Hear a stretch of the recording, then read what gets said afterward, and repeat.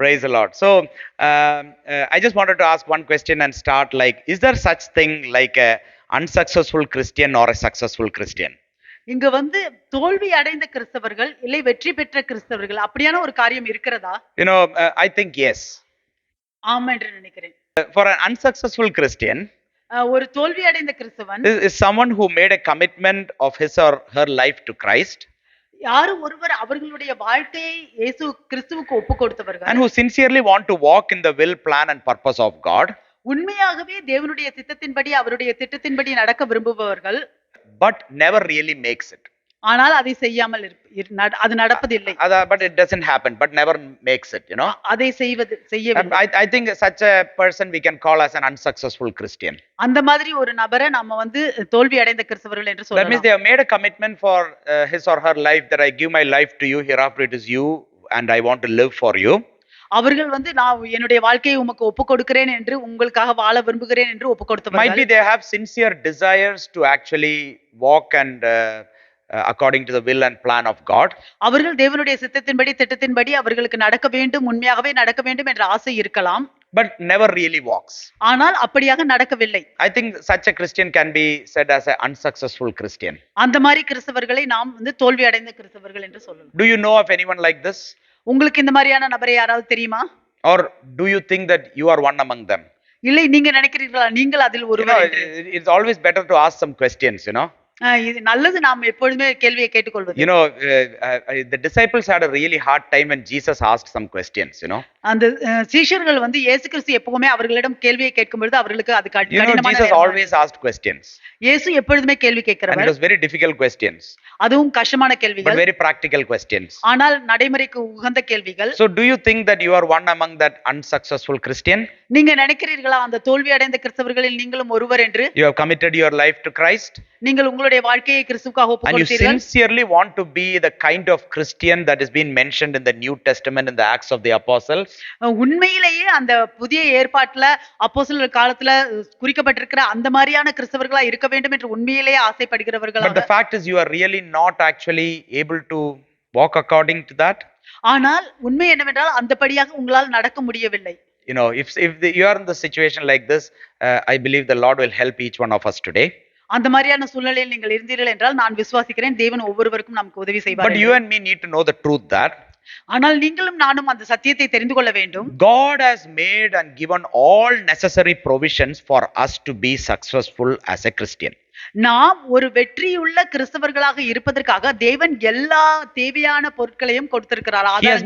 He has made available all provisions that are needed for you and me to be a successful Christian. நீங்களும் நானும் ஒரு வெற்றியுள்ள கிறிஸ்தவனாக இருப்பதற்கு தேவையான எல்லா காரியங்களையும் தேவன் கொடுத்திருக்கிறார். In spite of all the provisions made available, if we are not succeeding, அந்த ஆதாரங்களும் ஆயத்தமாக இருக்கும் பொழுதும் நாம் வந்து வெற்றி அடையவில்லை என்றால், then one reason could be ஒரு காரணம் இப்படியாக இருக்கலாம், you are failing to make use of the provision that God has made available for you. தேவன் உங்களுக்காக ஆயத்தமாக வைத்திருக்கிற அந்த ஆதாரங்களை நீங்கள் தவற விடுகிறீர்கள் பயன்படுத்த. It is the work of the Holy Spirit. இது பரிசுத்த ஆவியானவருடைய வேலை. It is the very spirit of Christ, the spirit of the Father.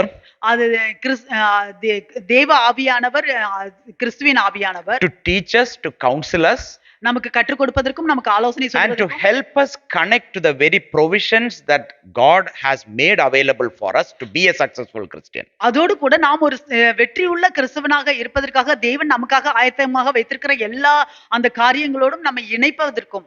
Now I need to be really honest.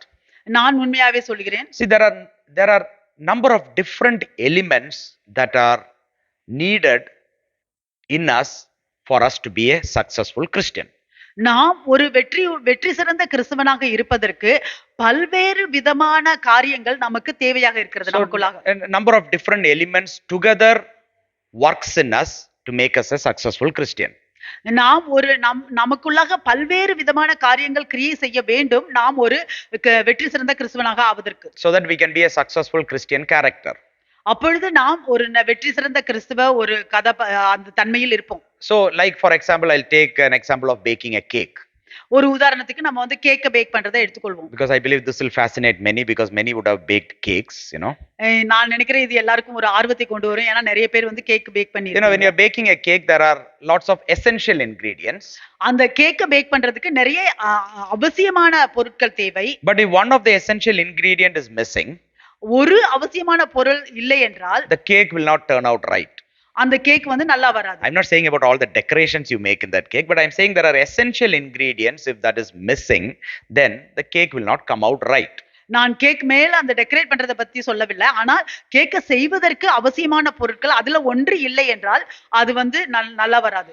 Oh, now I just want to ask you the question: is there any essential ingredient in you that is missing, that you are not being successful as a Christian? இப்பொழுது நான் இந்த கேள்வியை உங்களிடம் கேட்கிறேன். நீங்கள் ஒரு வெற்றி சிறந்த கிறிஸ்தவனாக இருப்பதற்கு உங்களுக்குள்ளாக அந்த அவசியமான பொருள் ஏதோ ஒன்று தவற விட்டிருக்கிறீர்களா, இல்லாமல் இருக்கிறதா? Do you think that there is some essential ingredient that is missing in you that is not making you a successful Christian? நீங்க நினைக்கிறீர்களா உங்களுக்குள்ள அந்த அவசியமான அந்த பொருள் இல்லாததுனால நீங்கள் வந்து வெற்றி சிறந்த கிறிஸ்தவனாக இல்லை என்று? If yes, then how can I acquire that ingredient?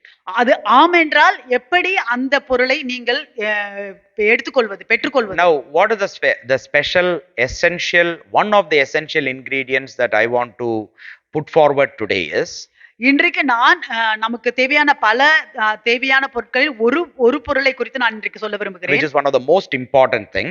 மிகவும் முக்கியமான ஒரு காரியம் is enduring. நிலைத்து நிற்பது. Endurance. நிலைத்து நிற்பது. Endurance or perseverance. நிலைத்து நிற்பது இல்லாட்டி விடாமுயற்சியுடன் நீடிய பொறுமையுடன். It's all same word, you know. In English, in NIV or NKJV, if you see endurance or perseverance, in some words even patience is being mixed together. இது எல்லாம் வந்து நம்ம வேற வெர்ஷன்ல பைபிள்ல பார்த்தோம்னா இருக்கும். நிலைத்து நிற்பது, நீடிய பொறுமை, விடாமுயற்சி இதெல்லாம் வந்து சேர்ந்து இருக்கும். So endurance or perseverance is one of the most essential element for a Christian. ஒரு கிறிஸ்தவனுக்கு நிலைத்து நிற்பது, விடாமுயற்சியுடன் இருப்பது மிகவும் அவசியமான ஒரு காரியமாக இருக்கிறது. For survival as a Christian and to be successful as a Christian, both. ஒரு கிறிஸ்தவனாக வாழ்வதற்கும் சரி, ஒரு வெற்றி சிறந்த கிறிஸ்தவனாக ஆவதற்கும் சரி, ரெண்டுக்குமே. ஒரு கிறிஸ்தவனாக பொழைக்கிறதுக்கும் சரின்னு நான் சொல்றேன். To live as a Christian, to survive as a Christian and to succeed as a Christian, one of the essential element is endurance or perseverance. ஒரு கிறிஸ்தவனாக பிழைத்து இருப்பதற்கும் சரி, இல்ல ஒரு கிறிஸ்தவனாக வெற்றி பெறுவதற்கும் சரி, அந்த நிலைத்து நிற்பதும் விடாமுயற்சியும் மிகவும் தேவையான ஒரு காரியம். In Matthew chapter 24, மத்தேயு 24, when Jesus gives the signs of the times and the end of the age, அந்த கடைசி நாட்களில் அந்த அடையாளங்களை குறித்து இயேசு சொல்லும் பொழுது, in Matthew chapter 24 from verse 6 onwards, I'm just going to quickly read it.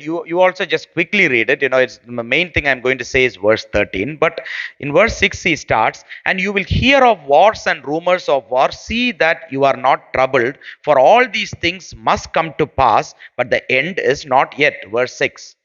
யுத்தங்களையும் யுத்தங்களின் செய்திகளையும் கேள்விப்படுவீர்கள். கலங்காதபடி எச்சரிக்கையாருங்கள். இவைகளெல்லாம் சம்பவிக்க வேண்டியதே, ஆனாலும் முடிவு உடனே வராது. For nations will rise against nation, the kingdom against kingdom, and there will be famines, pestilences and earthquakes in various places. ஜனத்துக்கு விரோதமாய் ஜனமும் ராஜ்யத்துக்கு விரோதமாய் ராஜ்யமும் எழும்பும். பஞ்சங்களும் கொள்ளை நோய்களும் பூமி அதிர்ச்சிகளும் பல இடங்களில் உண்டாகும். Verse 8, and these are the beginning of sorrows. இவைகளெல்லாம் வேதனைகளுக்கு ஆரம்பம். Then they will deliver you up to tribulation and kill you, and you will be hated by all nations for my name's sake. அப்பொழுது உங்களை உபத்திரவங்களுக்கு ஒப்பு கொடுத்து உங்களை கொலை செய்வார்கள். என் நாமத்தின் நிமித்தம் நீங்கள் சகல ஜனங்களாலும் பகைக்கப்படுவீர்கள். And then many will be offended, will betray one another and will hate one another. அப்பொழுது அநேகர் இடறல் அடைந்து ஒருவரையொருவர் காட்டிக் கொடுத்து ஒருவரையொருவர் பகைப்பார்கள். Then many false prophets will rise up and deceive many. அநேக கள்ளத்தீர்க்கதரிசிகளும் எழும்பி அநேகரை வஞ்சிப்பார்கள். Verse 12, and because lawlessness will abound, the love of many will grow cold. அக்கிரமம் மிகுதியாவதினால் அநேகருடைய அன்பு தணிந்து போகும். Verse 13, but he who endures to the end shall be saved. முடிவு பரியந்தம் நிலை நிற்பவனே ரட்சிக்கப்படுவான். So here you can see that first he is giving, Jesus is saying about what you will hear. You will hear about nations against nation. You will hear about wars, rumors of war, everything you will hear. இங்கே இயேசு வந்து நீங்கெல்லாம் எதை குறித்து கேட்பீர்கள் என்று அவர் சொல்லுகிறார். நீங்கள் தேசங்களுக்கு எதிராக தேசங்களும் யுத்தங்களும் போர்களும் வரும் என்று கேட்பீர்கள். So you can see these all happening there, and then you will all be really perplexed, or you will be like worried, because nation against nation, earthquake, famine, all these you will hear and you will be so worried. நீங்கள் இந்த காரியங்களை எல்லாம் நீங்கள் கேட்கும் பொழுது, தேசங்களுக்கு எதிராக தேசங்களும் பூமி அதிர்ச்சியும் எல்லாம் நடக்கும் பொழுது நீங்கள் கேட்கும் பொழுது அதை குறித்து நீங்கள் குழப்பம் அடைவீர்கள், நீங்கள் And in கவலைப்படுவீர்கள். verse 8 it says, and these are the beginning of sorrows. 8வது வசனத்துல சொல்லப்படுகிறது, இவைகளே வேதனைகளுக்கு ஆரம்பம். And then from verse 9 onwards he's saying of what is going to happen to you. 9ல இருந்து உங்களுக்கு என்ன நடக்க போகுது என்று சொல்லுகிறார். Then he's saying that they will deliver you up to tribulation and kill you, and you will be hated by all nations for my name's sake. அப்பொழுது உங்களை உபத்திரவங்களுக்கு ஒப்பு கொடுத்து உங்களை கொலை செய்வார்கள் என் நாமத்தின் நிமித்தம். Then each one will betray one another, you will be betrayed, you will be hated, you will be like passing through all these things. This is what is saying about ourself, whoever wants to be or be in the kingdom of God. அப்பொழுது நீங்கள் பகைக்கப்படுவீர்கள், நீங்கள் வெறுக்கப்படுவீர்கள், ஒருவர் வெறுப்பீர்கள். இதெல்லாம் நமக்கு நடக்க போகிறது என்று, தேவனுடைய ராஜ்யத்தில் நமக்கு நடக்க போகிறது என்று சொல்கிறார். And then they can say about external forces like false prophets, false messiah, everyone will rise to actually deceive more and more people. அது வெளிப்புறத்திலிருந்து கள்ள தீர்க்கதரிசிகளும் அநேகர் வருவார்கள், வஞ்சிப்பார்கள் என்று சொல்கிறார். But then he says in verse 13, but he who endures to the end shall be saved. 13வது வசனத்தில் அவர் சொல்லுகிறார், முடிவு பரியந்தம் நிலை நிற்பவனே ரட்சிக்கப்படுவான். We are all saved. நாம் எல்லோரும் ரட்சிக்கப்பட்டவர்கள். That means we are having this assurance of salvation. நமக்கு இந்த ரட்சிப்பின் உறுதி உண்டு. But you can say that we were saved. One day we were saved when we gave our life to our Lord Jesus. நாம் சொல்லும் ஒரு நாளைக்கு நாம் தேவனிடத்தில் நம்மளுடைய வாழ்க்கையை ஒப்பு கொடுத்த பொழுது நாம் ரட்சிக்கப்பட்டோம். Yes, we were saved one day. ஆமாம், நாம் ஒரு நாள் ரட்சிக்கப்பட்டோம். That is our past. But today present we are being saved. அது நம்மளுடைய கடந்த காலம். இன்றைக்கு நாம் ரட்சிக்கப்பட்டு கொண்டிருக்கிறோம் as a child of God, and then in future I will be saved. நான் ஒரு தேவனுடைய பிள்ளையாக எதிர்காலத்தில் நான் ரட்சிக்கப்படுவேன். The one who endures to the end will be saved. முடிவு பரியந்தம் நிலை நிற்பவனே ரட்சிக்கப்படுவான். So to come to the fullness of our salvation, நம்மளுடைய ரட்சிப்பின் நிறைவை அடைவதற்கு, முழுமையை அடைவதற்கு, we need to have endured many things. நாம் பல காரியங்களில் நிலைத்து நிற்க வேண்டும். There we should have endured many things to come to the fullness of our salvation. நம்மளுடைய ரட்சிப்பின் முழுமையை அடைவதற்கு நாம் பல காரியங்களில் நிலைத்து நின்றிருக்க வேண்டும். So that's how I want to introduce endurance or perseverance to you. அப்படிதான் நான் உங்களுக்கு நிலைத்து நிற்பதையும் விடாமுயற்சியையும் நான் சொல்ல விரும்புகிறேன். Now a very common explanation or meaning of what is endurance or what is perseverance. நிலைத்து நிற்பது என்றால் என்ன, விடாமுயற்சி என்றால் என்ன? This I just took straight from Google, okay? நான் இதை வந்து கூகுள்ல இருந்து எடுத்தேன். Google's AI overview helped me. இது கூகுள்ல அந்த AI வந்து எனக்கு உதவி பண்ணுச்சு. It says what does enduring means it came up as suffering patiently, focusing on something, looking forward for something. These are all included in endurance. இது வந்து நிலைத்து நிற்பது என்றால் பொறுமையாக நான் வந்து கஷ்டப்படுவது, ஒரு காரியத்துல நாம் ஏதோ ஒரு காரியத்துல நான் கவனம் செலுத்துவது, ஒரு காரியத்துல நான் வந்து கவனமாக இருந்து அந்த காரியத்தை நோக்கி நான் எதிர்பார்த்து கொண்டிருக்கிறது, அதை நான் பொறுமையோடு அதை. So I am suffering patiently, focusing on something while I am undergoing that suffering, looking forward for something to happen. நான் பொறுமையோடு அந்த கஷ்டத்தில் போய் கொண்டிருக்கிறேன். அந்த கஷ்டத்தில் பொறுமையோடு போய் கொண்டிருக்கும் பொழுது நான் ஏதோ ஒரு காரியத்தை நோக்கி கவனம் செலுத்துகிறேன். அந்த காரியத்துக்காக நான் எதிர்நோக்கி கொண்டிருக்கிறேன்.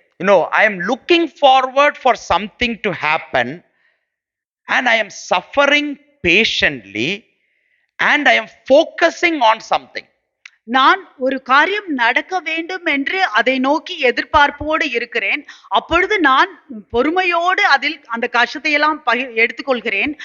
அந்த காரியத்தில் நான் கவனம் செலுத்துகிறேன். That is enduring. அதுதான் நிலைத்து நிற்பது. That means I am enduring my suffering, I am persevering in my suffering patiently. அப்படி என்றால் என்னுடைய கஷ்டத்தில் நான் நிலைத்து நிற்கிறேன், என்னுடைய கஷ்டத்தில் நான் பொறுமையோடு நிலைத்து நிற்கிறேன். Even though I am suffering, I am focusing on something. நான் கஷ்டப்பட்டு கொண்டு இருந்தாலும் நான் ஒரு காரியத்தில் கவனம் செலுத்துகிறேன். Because always when we are suffering, we can only focus on our suffering naturally. நம்ம எப்பொழுதுமே நாம் வந்து கஷ்டப்படும் பொழுது அந்த கஷ்டத்துல தான் நம்மளுடைய Our கவனம் செல்லும் focus will be இயல்பாகவே. all in our suffering. நம்மளுடைய கவனம் எல்லாம் அந்த கஷ்டத்துல தான் இருக்கும் But இயல்பாகவே. what endurance is suffering patiently, but while suffering, focusing on something. ஆனால் நிலைத்து நிற்பது என்னவென்றால், நான் வந்து பொறுமையோடு நான் அந்த கஷ்டத்தில் போய் கொண்டிருக்கிறேன். ஆனால் அப்படி கஷ்டத்தில் போய் கொண்டிருக்கும் பொழுது நான் ஒரு காரியத்தை நோக்கி கவனம் செலுத்துகிறேன். And looking forward for something to happen. அது ஏதோ ஒரு காரியம் நடப்பதற்காக நான் அதை எதிர்நோக்கி காத்து கொண்டிருக்கிறேன். And then again, when say perseverance, it says continue in the course of action even in the face of difficulty. நான் கஷ்டமான சூழ்நிலையில் இருக்கும் பொழுதும் செய்கிற காரியத்தை தொடர்ந்து செய்து கொண்டிருப்பது. Continuing in the course of my life action, I go forward even in the face of difficulty. நான் கஷ்டமான சூழ்நிலையில் இருக்கும் பொழுதும் என்னுடைய வாழ்க்கையில் நான் தொடர்ந்து நடவடிக்கைகளை செய்து கொண்டிருக்கிறேன். Even with no or little indication of success. ஒரு வெற்றிக்கு கொஞ்சம் கூட ஒரு அடையாளமே இல்லாம இருக்கும் பொழுதும். That is persevering. அதுதான் விடாமுயற்சி. So this what is endurance and persevering is what we saw now for about 5 minutes. இப்ப வந்து நிலைத்து நிற்பதை குறித்தும் விடாமுயற்சியை குறித்தும் என்ன நாம் நான் கடந்த 5 நிமிஷத்தில் நான் பார்த்தது. Now I want to add something else. This is not AI, okay? This is Mohit I, okay? இது நான் ஒரு காரியத்தை நான் சேர்த்து சொல்ல விரும்புகிறேன். இது ஏஐ இல்ல, இது மோஹித் ஐ. What is not enduring or persevering? நிலைத்து நிற்பது இல்லை என்றால் என்ன, விடாமுயற்சி இல்லை என்றால் என்ன? I'll need to explain this also. நான் இதை விளக்கப்படுத்த விரும்புகிறேன். Passing through all things as time passes. காலம் செல்ல செல்ல எல்லாவற்றையும் நாம் கடந்து செல்கிறோம். Passing through all things as time passes. காலம் செல்ல செல்ல நாம் எல்லாவற்றையும் கடந்து In செல்கிறோம். our own ways and directions as it happens according to nature. நம்மளுடைய சொந்த வழியில சொந்த திசையில இயற்கையா என்ன நடக்குதோ அப்படியே நடக்கிறபடி. I would like to give an example. ஒரு உதாரணத்தை நான் சொல்ல விரும்புகிறேன். I know lots of my college friends who had very difficult past and situations. எனக்கு தெரியும் என்னுடைய காலேஜ்ல படிச்ச என்னுடைய நண்பர்கள் வந்து பல கஷ்டமான சூழ்நிலையில கடந்து சென்றார்கள். But now they have all passed through particular situations, those particular difficult situations, and now they are all good. அந்த கஷ்டமான சூழ்நிலையால் எல்லாம் அவர்கள் கடந்து சென்று இப்பொழுது அவர்கள் எல்லாரும் நல்லா இருக்கிறாங்க. Majority of them, 99% of them, whom I know at that time years ago, about 20 years ago, they had really difficult situation, family, that, this and all. But now 20 years after, 25 years after, now whatever difficulty they had at that time and all is all past. They have all now come to a really good or okay position. But now they are facing new difficulties and new situations. Okay. இவங்க எல்லாம் வந்து 20-25 வருஷத்துக்கு முன்னாடி என்னுடைய நண்பர்கள், அவர்கள் அந்த நேரத்துல உண்மையிலேயே அவர்கள் மிகவும் கஷ்டமான சூழ்நிலையில கடந்து சென்றார்கள். ஆனால் இப்பொழுது அவர்கள் அதையெல்லாம் கடந்து சென்று விட்டு இன்றைக்கு ஓரளவுக்கு நல்லா இருக்கிறாங்க. இன்னைக்கு அவங்களுக்கு வேற கஷ்டங்கள் இருக்கலாம். The difficulty or the situations, very difficult things that they had at that time is not a problem now. They are good. Might be they are facing new difficulties now as life brings. அந்த காலத்துல அவங்க எதிர்கொண்ட அந்த கஷ்டமான சூழ்நிலை எல்லாம் வந்து இப்பொழுது அவங்களுக்கு ஒரு பிரச்சனையே இல்ல. இப்ப அவங்க எல்லாம் நல்லா இருக்கிறாங்க. இப்ப வந்து வேற பிரச்சனை இருக்கலாம். Yeah. Now looking into all these, all of my friends, இந்த என்னுடைய நண்பர்களை எல்லாம் நான் பார்க்கும் பொழுது, can I conclude that they have all completely endured and persevered those situations in the right way? நான் இப்படியாக முடிவு செய்ய முடியுமா? அவர்கள் எல்லோரும் இந்த எல்லா கஷ்டமான சூழ்நிலைகளையும் நிலைத்து நின்று விடாமுயற்சியுடன் கடந்து சென்றார்கள் என்று? No, because everyone are now in a good situation, or they have overcome whatever difficulties they had at that time, which all of your friends also would have been. Years ago they would have had 100 problems, but those problems and all might be now over. They have new problems. So can you and me conclude that all have completely endured and persevered those situations and they are now passed through and come here? Can we conclude like that? இந்த மாதிரியாக என்னுடைய நண்பர்களும் சரி, உங்களுடைய நண்பர்களும் சரி, இப்படியாக அவர்கள் பல நாட்களுக்கு முன்பாக அவர்கள் பல கஷ்டங்களில் கடந்து சென்றிருக்கலாம். ஆனால் இன்றைக்கு அவர்கள் நன்றாக இருக்கலாம். அப்படி என்றால் நாம் இப்படியாக முடிவு செய்ய முடியுமா? அவர்கள் எல்லோருமே வந்து இந்த கஷ்டமான சூழ்நிலைகளில் எல்லாம் நிலைத்து நின்று விடாமுயற்சியுடன் கடந்து சென்றார்கள் என்று. I have known many people here might be for even 10, 15, 20 years. எனக்கு நிறைய பேர் இங்க தெரியும் 10-15 வருஷமாக. I knew the problems that you had at that time. எனக்கு தெரியும் அந்த நேரத்துல உங்களுக்கு இருந்த அந்த But பிரச்சனைகள். now that there is no trace of that problem, even though you have new problems, இப்பொழுது அந்த பிரச்சனையை குறித்து ஒரு அடையாளமுமே கிடையாது. இப்ப வேற பிரச்சனை இருந்தாலும். But can I conclude that you have endured and persevered through that problem, and you have crossed the river by enduring and perseverance, and now you have reached where you are? நான் அப்படி என்றால் இப்படி நான் முடிவு செய்ய முடியுமா? நீங்கள் வந்து ஒரு நிலைத்து நின்று விடாமுயற்சியோடு அந்த பிரச்சனைகள் எல்லாம் கடந்து சென்று ஆற்றை கடந்து வந்து இன்றைக்கு எங்கே இருக்கிறீர்களோ அங்கே இருக்கிறீர்கள் என்று நான் முடிவு செய்ய முடியுமா? Actually, no. அப்படி இல்லை. See, as time passes, the solution will come somehow. நான் காலங்கள் கடந்து செல்லும் பொழுது எப்படியாவது ஒரு தீர்வு வரும். Someone would provide you something. யாராவது ஒருவர் எதையாவது ஒன்றை கொடுப்பாங்க. We will receive some favor from someone. நமக்கு எப்படியாச்சும் யாருகிட்ட இருந்தாச்சும் ஒரு தயவு கிடைக்கும். Or at least our father mother will see and do something for us. இல்லை நம்ம பெற்றோர்களாச்சும் பார்த்து எதையாவது ஒண்ணு செய்வாங்க நமக்கு. Somehow something will happen and things will get better, even if you don't persevere or even if you don't endure. நீங்க வந்து நிலைத்து நிற்கலைனாலும் சரி, நீங்க விடாமுயற்சியோடு இல்லாட்டியும் சரி, எப்படியோ காரியங்கள் நடக்கும், எப்படியோ ஒரு தீர்வு கிடைக்கும். Because everything now happened and solved, you cannot say that you persevered and endured through those situations. இப்பொழுது எல்லா பிரச்சனைகளுக்கும் ஒரு தீர்வு கிடைச்சிருச்சு என்பதுக்காக நீங்க சொல்ல முடியாது, ஓ நீங்க நிலைத்து நின்று விடாமுயற்சியோடு தான் அதுக்கெல்லாம் தீர்வு கிடைச்சிச்சுன்னு. There are lots of students who have come to Glasgow. நிறைய ஸ்டூடண்ட்ஸ் வந்து கிளாஸ்கோக்கு வந்திருக்காங்க. There are many students here as well. இங்கேயே நிறைய ஸ்டூடண்ட்ஸ் இருக்காங்க.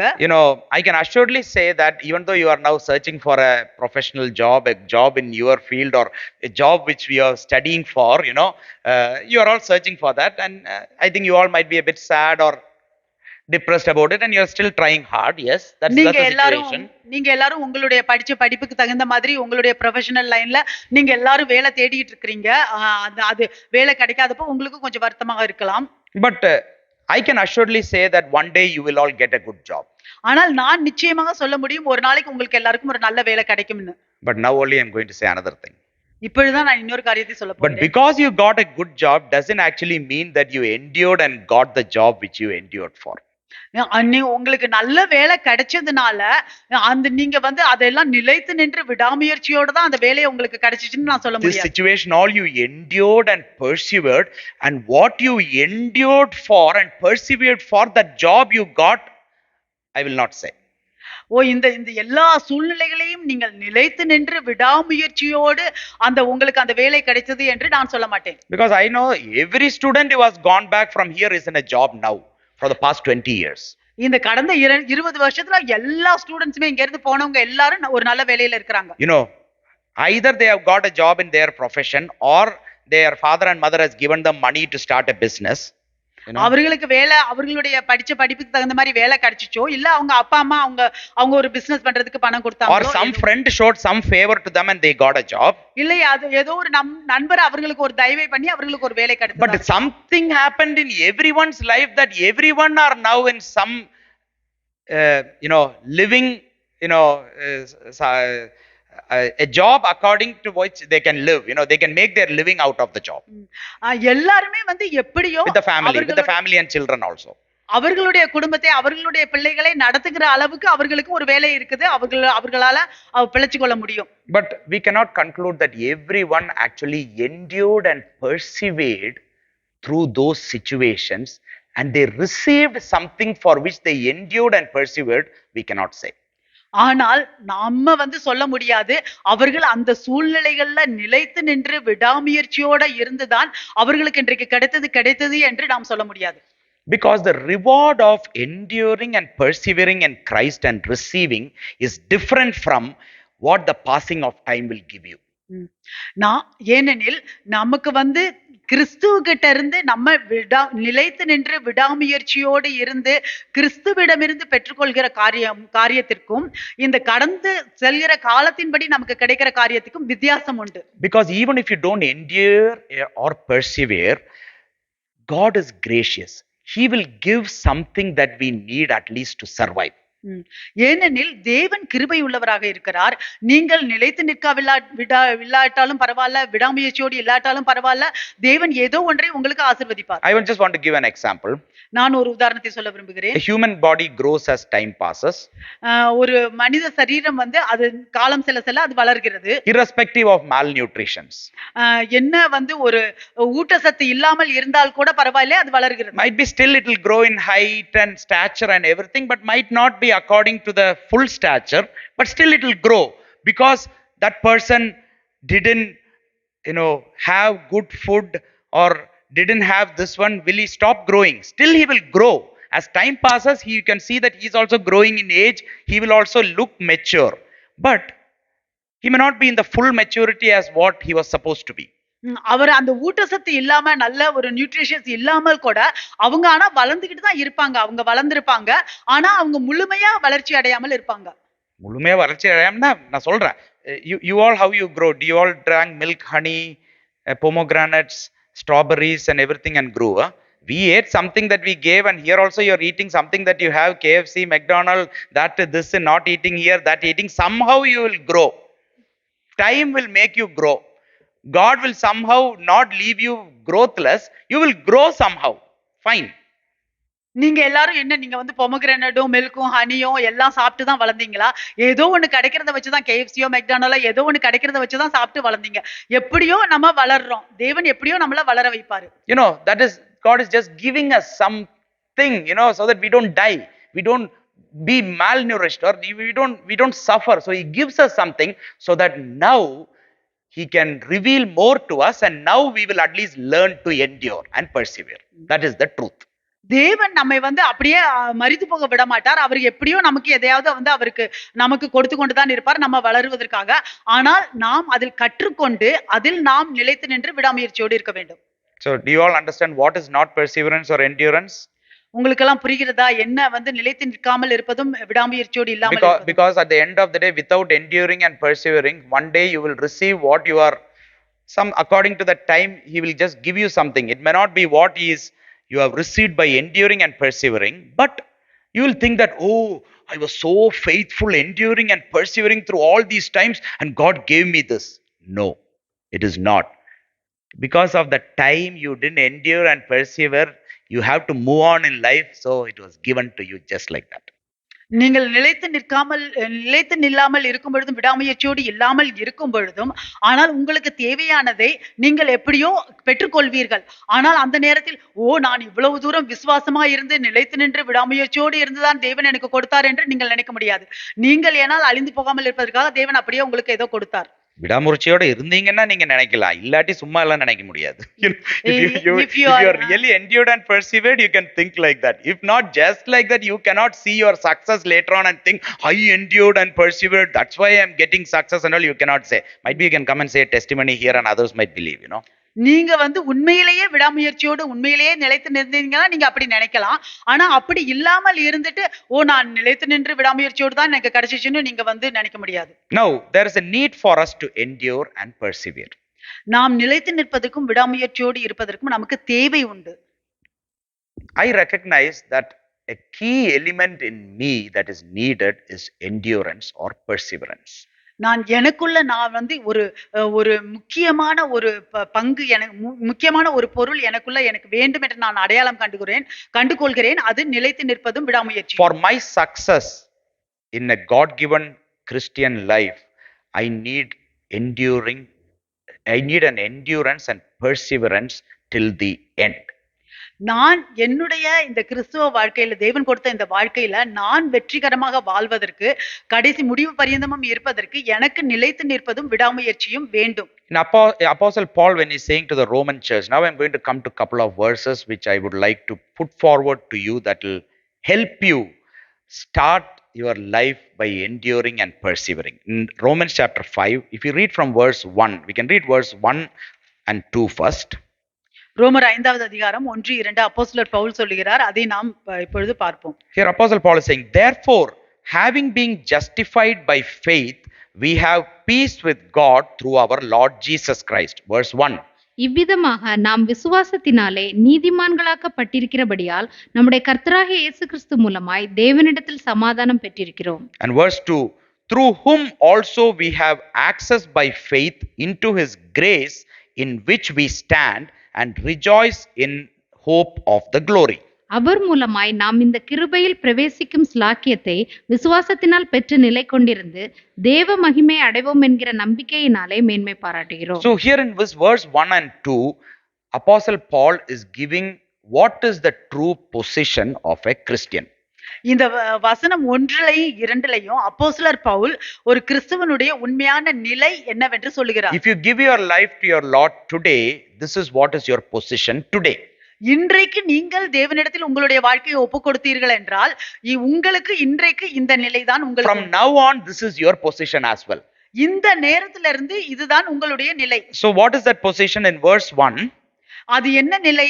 வசனம் 1ல் he says that having been justified by faith, we have peace with God through our Lord Jesus Christ. That is our position. It won't change.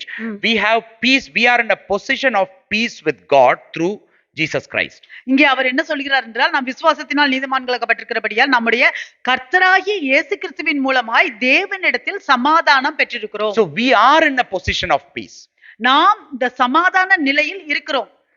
Whether we are experiencing that peace with God is a second thing. But our position is in the position of peace with God. இந்த சமாதானத்தை நம்ம அனுபவிக்கிறோமா இல்லையாங்கிறது அது இரண்டாவது காரியம். ஆனால் நம்மளுடைய நிலை நாம் சமாதானத்தில் இருக்கிறோம். பணக்கார வீட்டுல இருக்கிற எல்லாருமே பணக்காரங்கன்னு சொல்ல முடியாதுல்ல. Whoever living in the rich house, we cannot say they are rich. You know, we are all in a position of peace with God, but are we experiencing that peace is different. But our position here, Apostle Paul is saying, is we are in peace with God through Lord Jesus Christ. That is our position. That is our permanent position. அப்போஸ்தலர் பவுல் என்ன சொல்கிறார் என்றால், கர்த்தராகிய இயேசு கிறிஸ்துவுக்குள் தேவனோடு நமக்கு சமாதானம் இருக்கிறது. அதுதான் நம்மளுடைய நிலை என்று சொல்கிறார். Verse 2, and then he says, through whom also we have access by faith into this grace in which we stand. இரண்டாவது வசனத்திலேயும் அவர் மூலமாய் நான் இந்த கிருபையில் பிரவேசிக்கும் ஸ்லாக்கியத்தை. See, our second position is, first position we have peace with God through God, Lord Jesus Christ. Our second position is we have access into his grace in which we stand. We stand upon his grace. That is our position. முதலாவது நம்மளுடைய நிலை கர்த்தராகிய இயேசு கிறிஸ்துவுக்குள் நாம் தேவனிடத்தில் சமாதானம் பெற்றிருக்கிறோம். இரண்டாவது இந்த கிருபையில் நாம் நிலை நிற்கிறோம். We stand in this grace. Wherever, whatever situation we are, our position, you need to remember, is we are not far away from the grace of God. We stand in his grace. நாம் அவருடைய அந்த கிருபையில் நாம் நிலை கொண்டிருக்கிறோம். So all of us who are ready to give your life to the Lord today, or have already given your life to the Lord today, a commitment in your life, you need to be assured that this is your position. இன்றைக்கே நீங்கள் தேவனிடத்தில் உங்களுடைய வாழ்க்கையை ஒப்பு கொடுக்க விரும்புகிறீர்கள் என்றாலும் சரி, இல்லை தேவனிடத்தில் ஏற்கனவே உங்களுடைய வாழ்க்கையை ஒப்பு கொடுத்திருந்தாலும் சரி, இதுதான் உங்களுடைய நிலை கிறிஸ்துவுக்குள். But from verse 3 he says something. ஆனால் மூன்றாவது வசனத்திலிருந்து வேறொரு காரியத்தை சொல்கிறார். He is saying that you have peace with God. அவர் சொல்கிறார் தேவனோடு உங்களுக்கு சமாதானம் உண்டு. And he is saying that you stand in his grace. நீங்கள் அவருடைய கிருபையில் நிலை கொண்டிருக்கிறீர்கள். But in verse 3 he is saying, and not only that, but we also glory in tribulations. மூன்றாவது வசனத்துல சொல்கிறார், அது மாத்திரமல்ல உபத்திரவங்களிலேயும் மேன்மை பாராட்டுகிறோம். And in NIV or some versions he says glory in sufferings. வேற இதுல உபத்திரவங்களில் மேன்மை பாராட்டுகிறோம். So glory in tribulations, NKJV, or glory in sufferings. He's saying and not only that, but we also glory in tribulations. அது மாத்திரமல்ல உபத்திரவங்களிலேயும் மேன்மை பாராட்டுகிறோம். Apostle Paul, he's saying that we have peace with God and we stand in grace of God. But how can he naturally also say that, oh, we also glory in tribulations? Can you say that? You all have sufferings and tribulations. Everyone has some sort of sufferings and tribulation which you are suffering for, you now committing your life to the Lord. Can you all say that, oh, I glory in my sufferings? Can we say that naturally? இங்க அப்போஸ்தலர் பவுல் நாம வந்து கர்த்தர் இயேசு கிறிஸ்துவின் மூலமாக தேவனிடத்தில் சமாதானம் பெற்றிருக்கிறோம் என்று சொல்லுகிறார். நாம் கிருபையில் நிலை கொண்டிருக்கிறோம் என்றும் சொல்லுகிறார். அதற்கு பிறகு இயல்பாகவே உபத்திரவங்களிலேயும் நாம் மேன்மை பாராட்டுகிறோம் என்று சொல்லுகிறார். இப்ப இங்க யாராவது நீங்க சொல்லுவீங்களா அந்த மாதிரி நான் வந்து உங்களுடைய உங்களுடைய கஷ்டங்கள்ல உங்களுடைய உபத்திரவங்கள்ல நான் வந்து தேவனிடத்தில் மேன்மை பாராட்டுகிறேன் என்று சொல்லுவோமா? உபத்திரவங்கள்ல நான் மேன்மை பாராட்டுகிறேன் என்று சொல்லுவோமா? No, or you can take Apostle Paul itself. Apostle Paul was really passing through tribulations and sufferings for Christ's sake. அப்போஸ்தலர் பவுலை எடுத்துக்கோமா, அவர் உண்மையிலேயே கிறிஸ்துவுக்காக அவர் கஷ்டங்களையும் உபத்திரவங்களையும் கடந்து சென்றவர். But do you think that Apostle Paul would have naturally thought and saying that, oh Lord, I glory in my tribulations or I glory in my suffering, just like that? Was it there in his mind just like that, thinking, oh, I'm suffering, but it's glory. Oh, I'm having tribulations. Oh, it's the glory of God. Will he have naturally said like that? Or was there a reason behind why he says that? நீங்க நினைக்கிறீங்களா அப்போஸ்தலர் பவுல் அவர் இவ்வளவு கஷ்டத்திலையும் இவ்வளவு உபத்திரவங்களையும் கடந்து செல்லும் பொழுது அவர் இயல்பாகவே நான் உபத்திரவங்களிலே மேன்மை பாராட்டுகிறேன் என்று அப்படி அவர் சொல்லுகிறாரா? இல்லை அதுக்கு பின்பாக வேறு காரணம் இருக்கிறதா? Joshua knows my suffering, Oh, thank you, Joshua. So you can see here that, or was there a reason behind, or a compelling reason, or a something behind why he was able to say, I glory in my sufferings? இல்லை அதுக்கு பின்பாக ஒரு முக்கியமான ஒரு உந்தப்படுகிற ஒரு காரணம் இருக்கிறதா? அதனால் தான் அவர் வந்து நான் உபத்திரவங்களை மேன்மை பாராட்டுகிறேன் என்று சொல்கிறாரா? Here he says the reason he is saying. இங்கே அவர் அந்த காரணத்தை சொல்லுகிறார். He says in verse 3, and not only that, but we also glory in tribulations, knowing that tribulation produces perseverance. இங்கே அவர் சொல்லுகிறார், அது மாத்திரமல்ல உபத்திரவங்களிலே மேன்மை பாராட்டுகிறோம், உபத்திரவம் பொறுமையையும். Now, why Apostle Paul, the reason behind why Apostle Paul told that I glory in my tribulations, why he said that is, எதற்காக அப்போஸ்தலர் பவுல் நான் என்னுடைய உபத்திரவங்களிலே மேன்மை பாராட்டுகிறேன் என்று ஏன் அவர் சொன்னார் என்றால், now we might think that I am not able to say I glory in my sufferings, but I think I am a sinner, I am not right with God, but Apostle Paul is holy, he is right with God, so he is able to confidently, naturally say, oh, suffering, I glory in my suffering. You might be thinking like that and putting yourself down. நீங்க நினைக்கலாம், அப்போஸ்தலர் பவுல் வந்து அவர் வந்து பெரிய பரிசுத்தவான், அவர் வந்து அந்த மாதிரி உபத்திரவங்கள்ல அவர் சொல்லலாம், உபத்திரவங்களை நான் மேன்மை பாராட்டுகிறேன் என்றெல்லாம் சொல்லலாம். நான் வந்து ஒரு பாவி, நான் எப்படி உபத்திரவத்துல மேன்மை பாராட்ட முடியும் என்று நீங்கள் அப்படி நினைக்கலாம். But here Apostle Paul is saying, இங்கே அப்போஸ்தலர் Pavul and not only that, but we also glory in tribulations, knowing that tribulation produces perseverance. இங்கே அப்போஸ்தலர் பவுல் சொல்கிறார், அது மாத்திரமல்ல உபத்திரவங்களிலேயும் மேன்மை பாராட்டுகிறோம், நாங்கள் அறிந்து உபத்திரவம் பொறுமையை உண்டாக்கும் என்று அறிந்து. And perseverance produces character, and perseverance character, and character hope. பொறுமை பரீட்சையையும் பரீட்சை நம்பிக்கையையும் உருவாக்குகிறது என்று. So when he knows that the tribulation or the suffering he is facing for Christ's sake will produce perseverance or will produce endurance, then he is now able to say, I glory in my tribulations.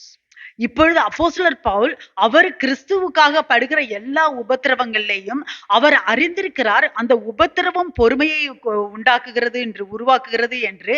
அப்பொழுது அவர் நான் உபத்திரவங்களை மேன்மை பாராட்டுகிறேன் என்று சொல்ல முடிகிறது. Because the next step to tribulation or suffering is perseverance. There is no shortcut. ஏனெனில் அந்த உபத்திரவுக்கு அடுத்தபடி பொறுமைதான். For everyone the Lord allows suffering and tribulation is because you need to now pass through the next step, which is endurance or perseverance. யாரு ஒருவர் அந்த உபத்திரவங்கள்ல கஷ்டங்கள்ல கடந்து சென்றாலும் சரி, நீங்கள் உங்களுடைய அடுத்தபடி அந்த பொறுமைதான். I don't think there is any change in that. நான் நினைக்கவில்லை அதுல ஒரு மாற்றம் இருக்கிறது. So that tribulation, knowing that tribulation produces perseverance, நாங்கள் அறிந்திருக்கிறோம் உபத்திரவம் பொறுமையை உண்டாக்குகிறது என்று. And perseverance produces character. பொறுமை பரீட்சையை உண்டாக்குகிறது என்றும். And character produces hope. பரீட்சை நம்பிக்கையை உண்டாக்குகிறது என்றும். Now many Christians are Christians but not hopeful Christians. பல கிறிஸ்தவர்கள் ஆனால் நம்பிக்கையுள்ள கிறிஸ்தவர்கள் அல்ல. But a Christian needs to be a Christian because of his hope. ஒரு கிறிஸ்துவன் அவனுடைய நம்பிக்கையினால அவன் கிறிஸ்தவனாக இருக்க வேண்டும். He is not a Christian because to show that I got everything in life and show everything. He doesn't have anything. ஒரு கிறிஸ்தவன் வந்து ஓ எனக்கு வாழ்க்கையில எல்லாம் இருக்குதுன்னு காண்பிக்கிறதுக்காக ஒரு கிறிஸ்தவன் இல்ல அவன். அது What was there for Apostle Paul to show I have everything? Whatever he had, no one could see outside, but he was happy, he was joyful with everything. அப்போஸ்தலர் பவுல் என்ன இருக்கு அவர் காண்பிக்கிறதுக்கு, ஓ எனக்கு எல்லாம் இருக்கு நான் மகிழ்ச்சியா இருக்கேன் என்று சொல்வதற்கு? அவர்கிட்ட இருக்கிறத நம்ம யாரும் பார்க்க முடியாது. அவர் வந்து ஆனால் அவர் சொல்கிறார் நான் only thing we know he had greater revelation and he knew all the mysteries of Christ, but because he went and said also he got stone beatings only with that, you know. ஒரு காரியம் நமக்கு தெரியும், அவருக்கு நல்ல வெளிப்பாடுகள் கிடைத்தது, ரகசியங்கள் தேவனுடைய ரகசியங்கள் எல்லாம் கிடைத்தது என்று அதை போய் சொன்ன பொழுதும் அவர் கல்லெடுத்து தான் அடிச்சாங்க. You know, and the same thing also we know that Apostle Paul has lots of revelations. He is given it here.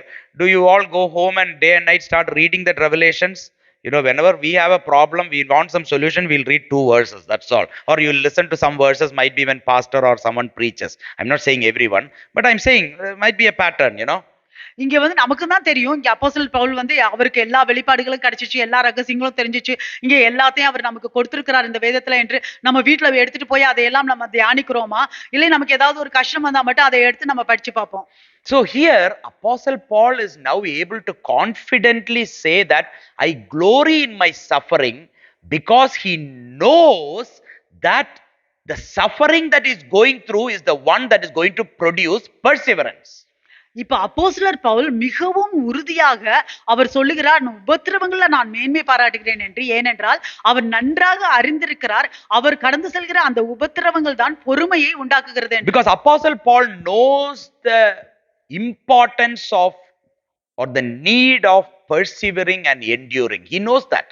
ஏனெனில் அப்போஸ்தலர் பவுலுக்கு வந்து எவ்வளவு அவசியமானது அந்த பொறுமையும் அந்த நிலைத்து நிற்பதும் என்று அவருக்கு தெரிந்திருக்கிறது. It is better I grow, its endurance and perseverance is produced in me rather than I leave it for late. I want it to be produced in me as much as possible, as early as possible. For that I glory in my sufferings. That is what is Apostle Paul's words here. அப்போஸ்தலர் பவுலுக்கு வந்து இன்றைக்கு நல்லது, இன்றைக்கு எனக்குள்ளாக இந்த நிலைத்து நிற்பதும் இந்த விடாமுயற்சியும் எனக்குள்ளாக வளர்வது இன்றைக்கு நல்லது, இன்னொரு நாளைக்கு நான் விட்டு விடுவதற்கு பதிலாக அது இன்றைக்கு வளரும் பொழுது நான் இந்த உபத்திரவங்களை நான் மேன்மை பாராட்டுகிறேன். For the sake of building endurance, I want to glory in my suffering. இந்த நிலைத்து நிற்பதை நான் எனக்குள்ள உருவாக்குவதற்காக உண்டாக்குவதற்காக நான் என்னுடைய உபத்திரவங்கள்ல நான் மேன்மை பாராட்டுகிறேன். See, the Lord gives a picture of we are the Lord is the potter and we are the clay. You know, we sing, you are the potter, I am the clay. You know, sing like that and all. You know, we are all the clay. He's the potter. How many of us been praying and all we said, Lord, we are like the clay in the hands of the potter. You mold us into the best vessel that you want to use us into. Yes, true. It's true. Yes. நம்மளுடைய தேவன் வந்து அவர் குயவனாக இருக்கிறார், நாம் அவர் குயவன் கையில் கொடுத்த களிமண்ணாக இருக்கிறோம். எத்தனை தடவை நாம் வந்து பாடியிருக்கிறோம் இந்த பாட்டை, நாம் ஜெபித்திருக்கிறோம், தேவனே உங்கள் கையில் கொடுத்த களிமண்ணாக என்னை நல்ல பாத்திரமாக வணையும் என்றெல்லாம். So you can see that the potter is now put the clay on the wheel and he has the shape of the vessel in his mind that comes through the hand by his movement. So when the wheel rotates, he shapes that vessel and the correct shape is being formed. So the clay is being formed into the right shape according to the potter, that is you and me. இப்பொழுது அந்த குயவனுக்கு வந்து அந்த களிமண்ணை கொண்டு எப்படி அந்த பாத்திரத்தை வணைய வேண்டும் என்று அவருடைய நினைவின்படி அவருடைய திட்டத்தின்படி அவர் அந்த பாத்திரத்தை மிகவும் வடிவமைத்து நன்றாக அவர் வணைகிறார் அந்த பாத்திரத்தை. அது நீங்களும் நானும், அவர்தான் தேவன் குயவன். You know that many of you here are already in the right shape of vessel that the Lord wants to use you. உங்களுக்கு தெரியுமா, இங்க பல பேர் வந்து தேவன் உபயோகப்படுத்தக்கூடிய ஒரு நன்றான வடிவமைப்பில் அந்த பாத்திரத்தில் இருக்கிறீர்கள் என்று. You know, you are the right vessel, right shape, right size, everything according to the use of the potter. Yes. நீங்கள் அந்த குயவன் தேவன் அவர் உபயோகப்படுத்துகிற சரியான பாத்திரமாக சரியான வடிவமைப்பில் சரியான சைஸில் இருக்கிறீங்க. But you cannot be used. ஆனால் நீங்கள் உபயோகப்படுத்த முடியாமல் இருக்கிறீர்கள். Because why, you know? எதுக்கு தெரியுமா? Because you will easily collapse. ஏனெனில் மிகவும் மிகவும் சீக்கிரமாக நீங்கள் விழுந்து போய் விடுவீர்கள். Unless the pot is being baked in fire, nothing can be filled inside. அந்த பாத்திரத்தை அந்த அக்கினி சுவாலையில போட்டு அத அக்கினி நெருப்பால பண்ணல என்றால் அந்த பாத்திரத்துக்குள்ள எதுவுமே வைக்க முடியாது. It needs to now dry and it needs to be baked so that water or something can be filled and it can be used without breaking and leaking. அந்த பாத்திரத்தை வளைந்ததுக்கு பிறகு அந்த பாத்திரத்தை அக்கினியில போட வேண்டும். அக்கினியில போட்டு சுட்டாதான் அந்த பாத்திரம் வந்து நல்ல ஒரு ஸ்ட்ராங்கான பாத்திரமா இருக்கும். அதுக்குள்ள வந்து ஒண்ணுமே தண்ணி எல்லாம் ஒழுகாம நல்லா நிக்கும். Now I want to use another one of my AI skills from Google. AI overview. இது கூகுள்ல ஏஐல எடுத்தது. இதை நான் சொல்ல விரும்புகிறேன். Modeled clay pots are passed through fire to transform them into strong, durable and permanent ceramic objects, as the high heat causes chemical and physical changes that bind the clay particles together, making them hard, rigid and impervious to water. வளைந்த களிமண் பானைகள் தீயில் வைத்து எரிக்கப்பட்டு அவை வலுவான, நீடித்த மற்றும் நிலையான செராமிக் பொருட்களாக மாற்றப்படுகின்றன. அதிக வெப்பம் காரணமாக அந்த மாற்றங்கள் ஏற்பட்டு களிமண் துகள்கள் ஒன்றோடு ஒன்று இணைந்து அவை கடினமாகவும் கடும் படையாகவும் நீரை ஒட்டாமல் இருப்பதற்கும் உதவுகின்றன. Now we are all vessels. We need to be நாம் எல்லோரும் பாத்திரங்கள்.